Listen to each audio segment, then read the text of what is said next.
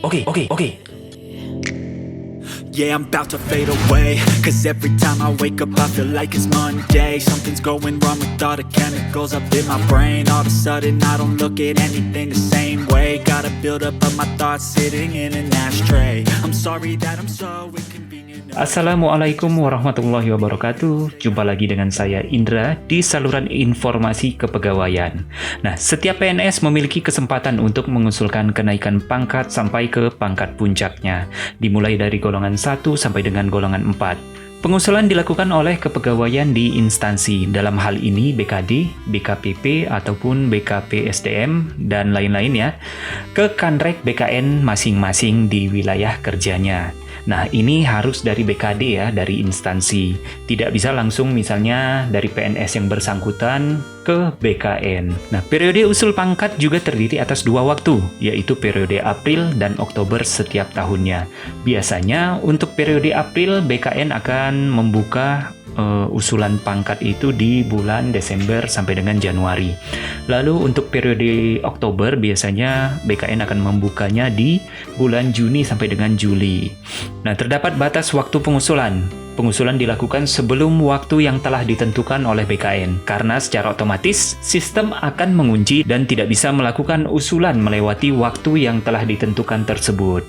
Ya, secara sistem akan terkunci. Prosedur kenaikan pangkat terdiri atas beberapa jenis. Ada kenaikan pangkat reguler, kenaikan pangkat fungsional, kenaikan pangkat penyesuaian ijazah, kenaikan pangkat pilihan, kenaikan pangkat pengabdian, kenaikan pangkat luar biasa, dan lain-lainnya ya.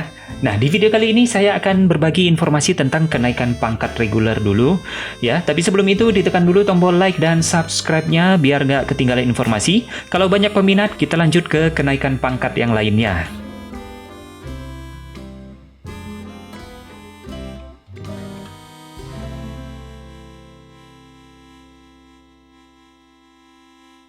Kenaikan pangkat reguler adalah kenaikan pangkat PNS yang bisa digunakan oleh PNS dengan jabatan fungsional umum dan jabatan struktural. Nah, kalau sekarang namanya menjadi jabatan administrasi ya, yang terdiri dari pelaksana, pengawas, dan administrator ya, serta jabatan pimpinan tinggi. Jadi keempat jabatan ini bisa menggunakan prosedur kenaikan pangkat reguler. Syarat utama yang harus dipenuhi untuk pengusulan kenaikan pangkat reguler ini adalah telah menjalani 4 tahun dalam pangkat terakhir dan kinerja bernilai baik dalam 2 tahun terakhir. Jadi kalau kedua syarat ini terpenuhi, maka kamu sudah bisa mengusulkan kenaikan pangkat reguler. Nah, lalu bagaimana cara mengetahui apakah kita sudah 4 tahun dalam pangkat terakhir ya? Cek saja dari TMT pangkat terakhirnya ya. Kalau misalnya TMT-nya 1 April 2019 ya, berarti 1 April 2023 sudah bisa mengajukan kenaikan pangkat reguler untuk jabatan yang tadi ya. Syarat berkas untuk kenaikan pangkat reguler ini sedikit ya. Persyaratan berkasnya adalah yang pertama, fotokopi leges SK CPNS, yang kedua, fotokopi leges SK PNS, yang ketiga, fotokopi leges SK pangkat terakhir, yang keempat, fotokopi leges SKP 2 tahun terakhir, yang kelima, fotokopi ijazah terakhir.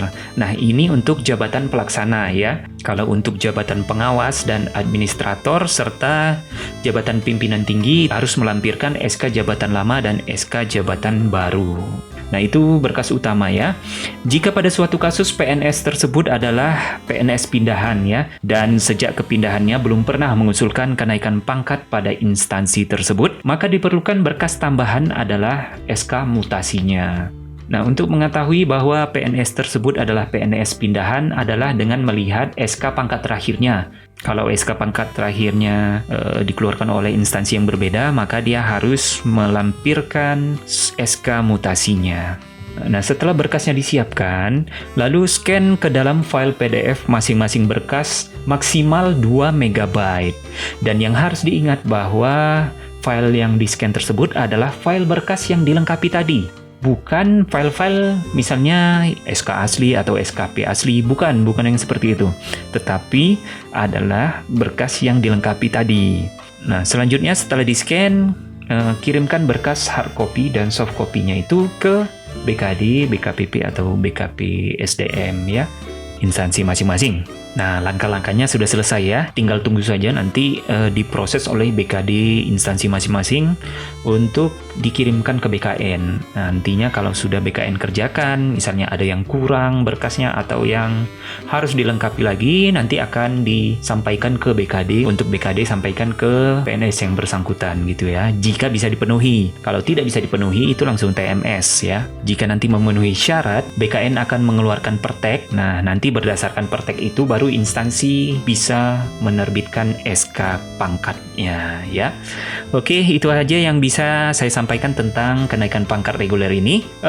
Mungkin untuk selanjutnya kita akan masuk ke kenaikan pangkat fungsional ya. Untuk itu jangan lupa di like dan subscribe biar nggak ketinggalan informasi-informasi lainnya. Jika ada pertanyaan seputar kenaikan pangkat ini ya, bisa diisi di kolom komentar saja, nanti akan saya jawab langsung ya. Mohon maaf jika ada salah kata. Akhir kata saya ucapkan terima kasih. Wassalamualaikum warahmatullahi wabarakatuh.